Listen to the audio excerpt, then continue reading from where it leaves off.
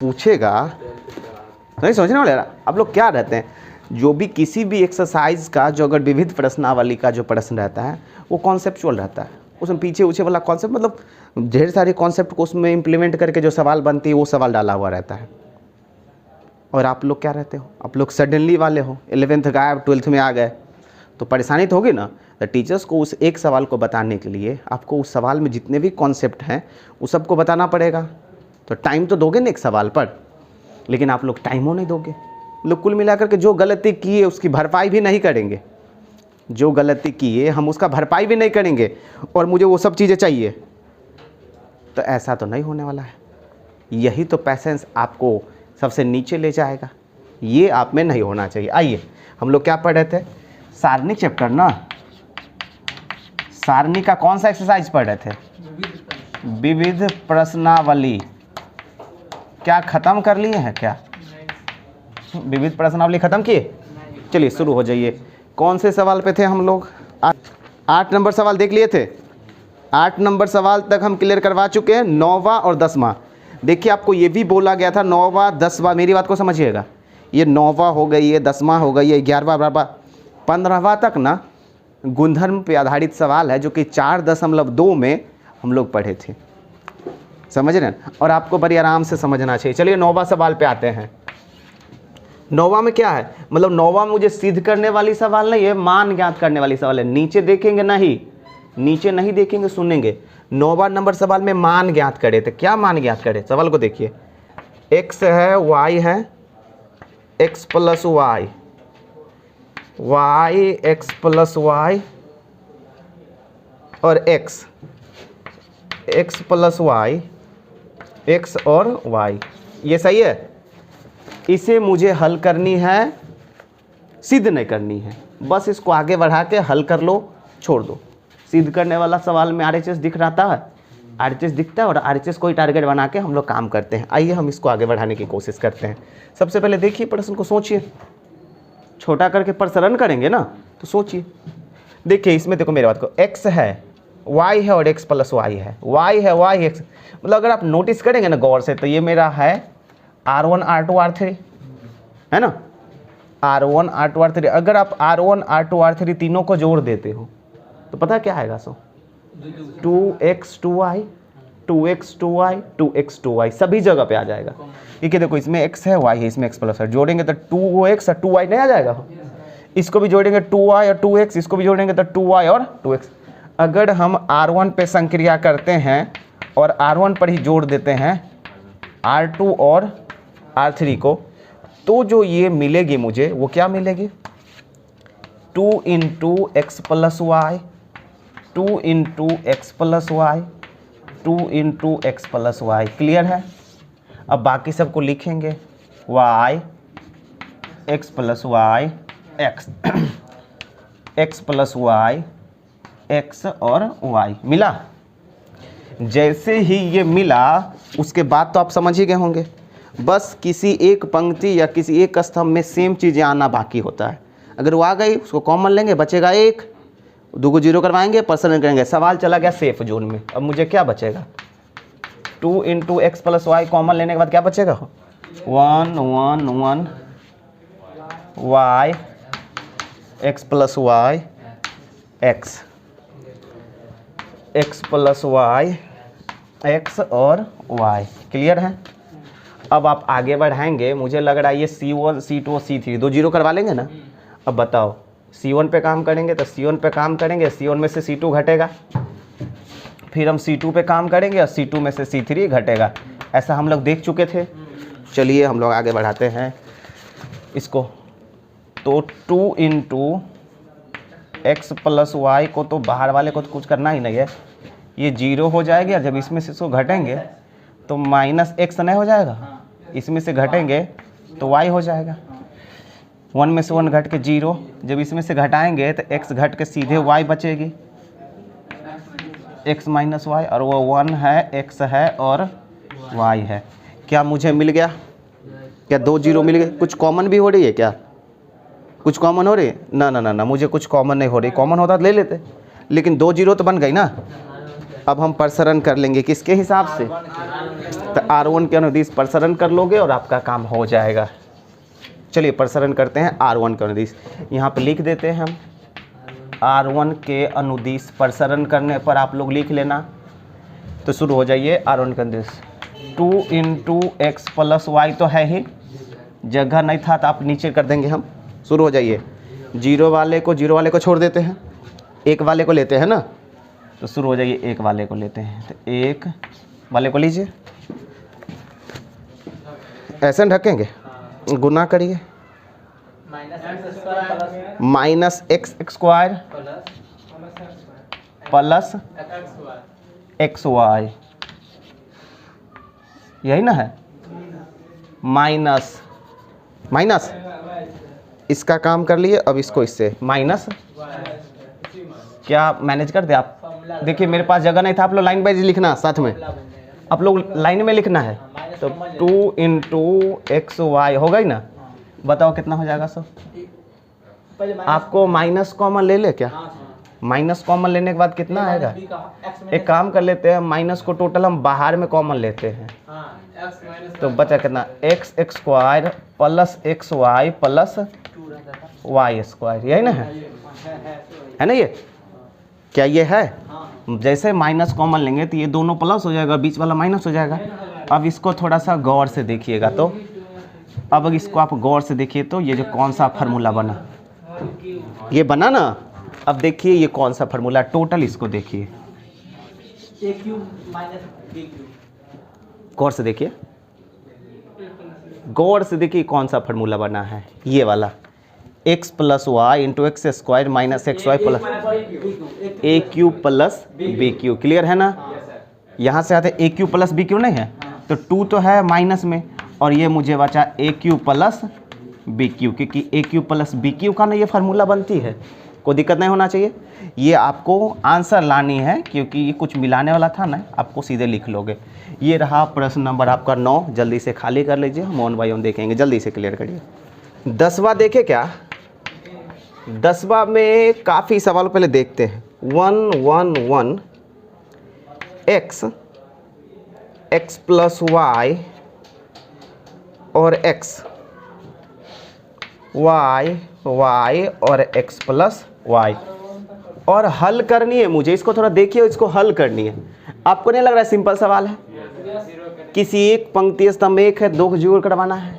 ये R1 है, ये R2 है, R1 में से R2 घटाते हैं, R1 पे संक्रिया करेंगे, R1 माइनस R2, और फिर R2 पे संक्रिया करेंगे और R2 माइनस R3। यही हम यूज करेंगे, तो मेरा सवाल में 2 जीरो आ जाएगी। चलिए 2 जीरो करवाते हैं। 0 - y 0, ये तो और बहुत छोटा बन गया भाई। 0 y -x, सही है, और 1 x + y, ये चीज़ें हैं। अब आप गौर से देखेंगे किसके हिसाब से प्रसरण करना है। मुझे लग रहा है C1 के अनुदिश प्रसरण कर लेना चाहिए। क्लियर है? तो चलो करते हैं C1 के अनुदिश प्रसरण। यहाँ पे लिख देंगे ना, C1 के अनुदिश प्रसरण करने पर। चलिए बात कर लेते हैं। 0 वाले को छोड़ ही देते हैं ना, 1 को पकड़ते हैं। देनी पकड़िए, xy माइनस, ऐसे नहीं पकड़ेंगे, xy -0, तो बचा कितना मुझे? यही तो आपको लाना हो सकता है, कोई दिक्कत नहीं होना चाहिए। सिंपल चीज़ें है, बड़ी रिलैक्स होकर काम करेंगे। ये सवाल नंबर कैसा है? 10वां। खाली कर लो, फ्रेश बोर्ड में देखेंगे। तो हम 9वां 10वां हो गए थे। 10वां नंबर सवाल तक हम देख लिए ना। 11वां देखते हैं, थोड़ा सा ध्यान से देखिएगा सभी लड़के, थोड़ा देखिए मेरी बात को। 11वां 12वां 13वां 14वां और 15वां, पता है 4.2 जो एक्सरसाइज पढ़े थे गुणधर्म से रिलेटेड, उसी के कॉन्सेप्ट पर आधारित है। आपको बस बैठना है, किताब लेके ट्राई करनी है। बस बैठवे नहीं करते हो आप लोग, यही प्रॉब्लम्स हो जाती है। चलिए 11 नंबर सवाल हम देखते हैं, सिद्ध करने वाला। 11 नंबर सवाल में मेरा प्रश्न है, अल्फ़ा, ये मेरा LHS है, थोड़ा समझिएगा। ये LHS है ना, और RHS आपके बुक्स में है, जिसको हम थोड़ा सा लिखना चाहेंगे। क्या RHS को हम लिख लें? RHS को ऊपर में हम लिखते हैं, और क्योंकि RHS को देख करके ही हम प्रोसेस अप्लाई करेंगे। बीटा माइनस गामा, और क्या है? Gamma minus alpha, alpha minus beta. Okay, और है क्या? Alpha plus beta plus gamma. अब इस RHS को थोड़ा सा देखेंगे आप, क्योंकि उसी को देख करके ना मुझे इस पे काम करनी है। RHS में गुणनखंड है 4, RHS में गुणनखंड है 4, तो हम गुणधर्म का प्रयोग करेंगे, और गुणधर्म का प्रयोग करते समय ये भी ध्यान होना चाहिए जो वो चीज़ें कॉमन आते रहे। मेरे पास alpha minus beta, beta minus gamma, gamma minus alpha है ना, मतलब 4 गुणनखंड है। अब आप अपने प्रश्न को देखिए, डायरेक्टली कोई कॉमन हो रही है क्या? डायरेक्टली कोई कॉमन हो रही है? पहली बात तो प्रश्न को देखेंगे, जो डायरेक्टली कोई कॉमन हो रहा है तो ठीक है, नहीं तो गुणधर्म का प्रयोग करेंगे कॉमन लेने योग्य बनाने के लिए। तो डायरेक्टली कोई कॉमन नहीं हो रही है ना, मुझे गुणधर्म का यूज करना पड़ेगा। देखो ये क्या है? ये है R1, R2 और इसमें अल्फा, इसमें बीटा है। तो अगर हम R1 में से R2 को घटाते तो अल्फा माइनस बीटा आएगा, तो यहाँ भी अल्फा माइनस बीटा, यहाँ भी, और यहाँ भी गामा कट के beta minus alpha. Beta minus alpha मतलब अल्फा माइनस बीटा। तो R1 में से R2 घटाएंगे तो अल्फा माइनस बीटा आ जाएगा कॉमन, ठीक है, एक आगे अल्फा माइनस बीटा। अब उसी प्रकार R2 में से R3 घटाएंगे तो बीटा माइनस गामा आ जाएगा, है ना। अब बीटा माइनस गामा मतलब अगर हम ये गुणधर्म अप्लाई करें तो 2 चीज़ें कॉमन हो जाएगी। एक स्टेप में अगर 2 चीज़ें आ गया तो कम बड़ी बात है। सवाल को तुम चिल करो, कोई सवाल का आंसर तक पहुंचने की जरूरत नहीं है, आराम से। तो मुझे लग रहा है हम क्या करें, R1 पे संक्रिया करेंगे और R1 में से घटाएंगे R2, और फिर R2 पे संक्रिया करेंगे और R2 में से घटाएंगे R3। ये हम अप्लाई करेंगे टोटल किस पर? R1 और R2 पे। चलिए शुरू हो जाते हैं हम लोग। यहाँ पे क्या है भाई? अल्फा माइनस बीटा घटाए ना, ये हो जाएगा alpha square minus beta square, ये बीटा माइनस अल्फा, सही चीज़ है भाई। बीटा माइनस गामा, R2 में से R3, beta square gamma square, clear है। और ये अल्फा अल्फा कट करके गामा माइनस बीटा, और बाकी gamma, gamma square alpha plus beta, clear है, बढ़िया। अब हम इसको कॉमन पहले ही सोच चुके भाई, कॉमन हो जाएगा। अब R1 से क्या कॉमन हो जाएगा? अल्फा माइनस बीटा कॉमन हुआ R1 से, और बीटा माइनस गामा कॉमन हुआ R2 से। अब बचा मुझे 1, ये अल्फा प्लस बीटा क्योंकि A square minus B square है, और इसमें -1 बचा है भाई, -1 बचा है ना, क्योंकि अल्फा माइनस बीटा ले रहे, बीटा माइनस अल्फा था। यहाँ से बचा है 1, यहाँ से बचा है बीटा प्लस गामा, और यहाँ से बचा है -1, क्लियर है। और यहाँ gamma, gamma square alpha plus beta. Finally जो सोचे थे वो मुझे यहाँ तक ले गया, कि सोचोगे एक बार लेकिन वो कुछ दूर तक आपको ले जाएगा। जो सोचे मुझे यहाँ तक ले गया, क्लियर है। अब मुझे फिर सोचना पड़ेगा, 2 गुणनखंड तो आ गया, 2 और चाहिए। प्रसरण करने के लिए 2 जीरो करवाना है, आपको साफ दिख रहा है। अगर आप R1 में से R2 को घटा लेते हो तो यहाँ भी 0 हो जाएगा, यहाँ भी 0 हो जाएगा, मतलब अगला स्टेप में फट से 2 जीरो हो जाएगा। और क्या पता जब 2 जीरो हो जाए तो कुछ कॉमन भी हो जाए। कॉमन नहीं हो गया तो 2 जीरो तो हो गया ना। तो सिंपल अगला स्टेप आपको समझ में आएगा। फिर सेम प्रोसेस, R1 पर संक्रिया करेंगे और R1 माइनस R2, ये इस्तेमाल करें क्या? चलिए हम इस्तेमाल करते हैं। अल्फ़ा माइनस बीटा तो है ही, अल्फ़ा माइनस बीटा तो है ही, बीटा को लिखते बढ़िया, बीटा माइनस गामा भी है। और बताइए कैसे लिखेंगे हम? 0 R1 से R2 ना, इसको घटाते हैं, बीटा बीटा घट गया तो alpha minus gamma, okay, alpha minus gamma, और ये भी 0 नहीं होगा, 0 1 बीटा प्लस गामा और -1, क्लियर है, ठीक है ना। गामा, गामा स्क्वायर, क्या आपको नहीं लग रहा है गुणधर्म करने के बाद ये बचा है? अब मुझे लग रहा है कि जो ऊपर प्रसरण कर सकते हैं, लेकिन प्रसरण करने के पहले कॉमन ले लेगा। ये अल्फ़ा माइनस गामा है, अल्फ़ा माइनस गामा है, लेकिन मुझे चाहिए गामा माइनस अल्फ़ा, क्योंकि alpha minus beta, beta minus gamma तो मिल ही गया। मुझे गामा माइनस अल्फ़ा चाहिए, लेकिन अल्फ़ा माइनस गामा हम ले लेते हैं, माइनस छोड़ देंगे। तो मुझे alpha minus beta, beta minus gamma और gamma minus alpha, gamma minus alpha नीचे लिख देते हैं जगह के कारण में, ले लिए। अब बचा मुझे 0 -1 0 1 बीटा प्लस ये -1 alpha gamma, gamma square alpha plus, clear है। अब मुझे 3 गुणनखंड मिल गई कॉमन से ही। अब जाहिर सी बात है alpha plus beta plus gamma प्रसरण से मिल ही जाएगा, समझ रहे हैं ना। अब सीधे प्रसरण करोगे, अब प्रसरण से मिल जाएगा alpha plus beta plus gamma, कोई दिक्कत नहीं होना चाहिए।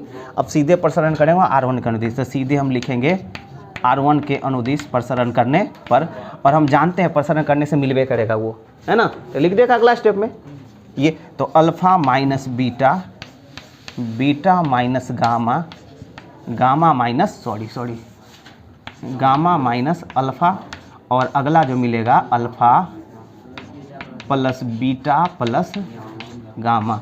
यही ना आपको RHS है, कोई दिक्कत नहीं होगा। सवाल को बड़ी देखिए, जब भी हम लोग आपको नोटिस करे होंगे, जैसे हम किसी सवाल को सॉल्व करते हैं कितना रिलैक्स बता दे, कोई धड़पड़ी होती है क्या, हम चिल करना का आंसर मिले चाहे ना मिले क्या फ़र्क पड़ता है, चिल मारते हैं। सबको रिलैक्स बननी पड़ेगी, शांत बनना पड़ेगा। लिखिए इसको।